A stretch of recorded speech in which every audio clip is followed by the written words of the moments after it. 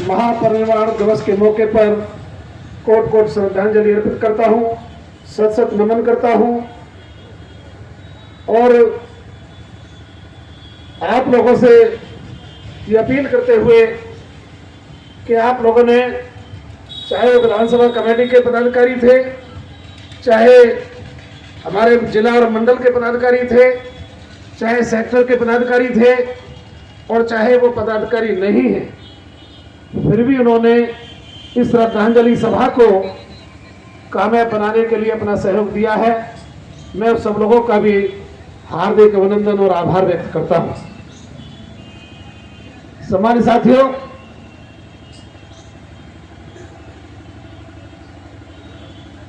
आज जिस मसीहा का महापरिनिर्वाण दिवस के मौके पर हम लोग श्रद्धांजलि देने के लिए इकट्ठा हुए हैं, वो मसीहा दुनिया में विरले थे और जितना हमारे साथियों ने बोला है वो भी कम है और मैं भी बोलूं वो भी कम है। और इस देश का बड़े से बड़ा लेखक और कवि जितना भी उनके बारे में बोले वो भी कम है।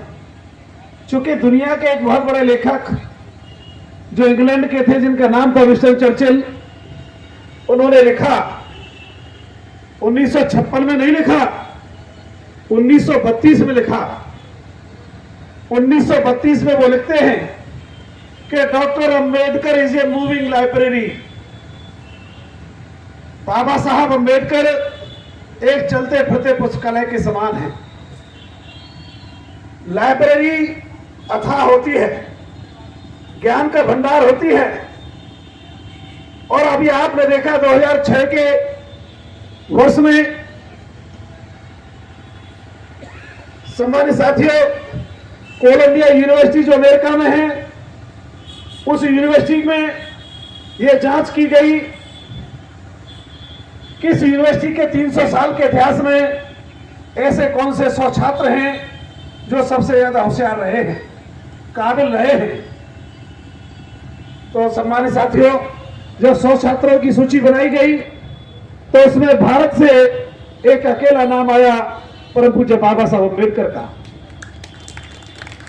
उसके बाद ये छाटा के 100 छात्रों में भी सबसे टॉप के छात्र कौन रहे हैं?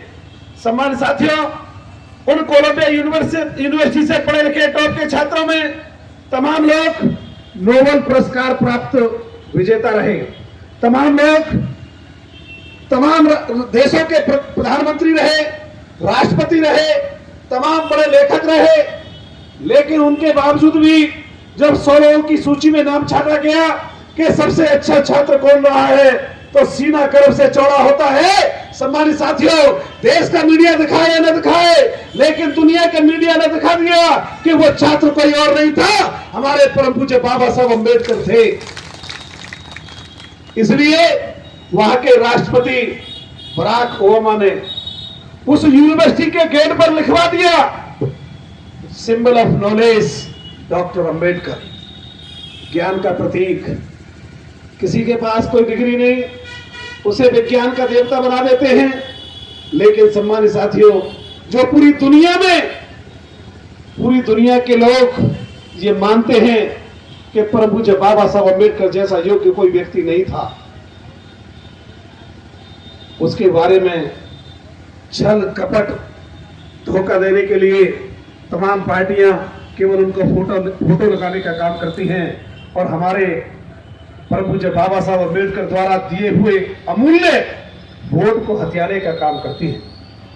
सम्मानित साथियों, जैसा कि अभी बड़े भाई ने पढ़ा था कि बाबा साहब अम्बेडकर ने ये कारवां बड़ी मुश्किलों से, बेशुमार मुसीबतों का सामना करते हुए लाने का काम बाबा साहब अम्बेडकर ने किया।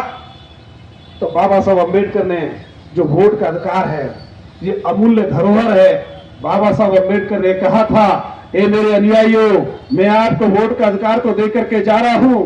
और क्यों कहा था कि उस समय 1932 में जब ये अधिकारों की लड़ाई लड़ी जा रही थी, जब देश की आजादी की लड़ाई लड़ी जा रही थी, देश को छोड़ करके अंग्रेज जा रहे थे, लेकिन बाबा साहब अम्बेडकर ने कहा था, ए अंग्रेजों, आप देश को छोड़ने से पहले इस देश के गरीबों को अधिकार देकर के जाइए, वरना ये चालाक लोग, ये मुट्ठी भर लोग, ये जो इनको गुलाम बनाए हुए हैं, ये इनको कभी मानवीय जीवन देने का काम नहीं करेंगे। इसलिए मैं चाहता हूं कि देश छोड़ने से पहले इन गरीबों को अधिकार देकर के जाइए। सम्मानित साथियों, वो 18 अगस्त 1932 जब बाबा साहब अम्बेडकर ने हम और आपको शिक्षा का अधिकार दिलाया, वो 18 अगस्त 1932 जब बाबा साहब अम्बेडकर ने हमें अपनी अभिव्यक्ति की आजादी देने का काम किया, वो 18 अगस्त 1932 जब बाबा साहब अम्बेडकर ने हमें आरक्षण का अधिकार दिया, वो 18 अगस्त 1932 जब बाबा साहब अम्बेडकर ने हमें वोट का अधिकार देने का काम किया। ये कांग्रेस बीजेपी के पुरखे, ये समाजवादी पार्टी के पुरखे जो आज बाबा साहब का फोटो लेके घूमते हैं, ये लोग नहीं चाहते थे कि हमारा आपको वोट का अधिकार मिले, लेकिन धन्य हो बाबा साहब, आपने उनके पुरखों की नहीं चलने दी। और इस देश में रहने वाले हर धर्म और जाति के लोग, चाहे महिलाएं पुरुष हो, चाहे गरीब हो या अमीर हो, जब 18 साल का हो जाएगा उसको वोट डालने का अधिकार बाबा साहब अम्बेडकर ने देने का काम किया। लेकिन सम्मानित साथियों,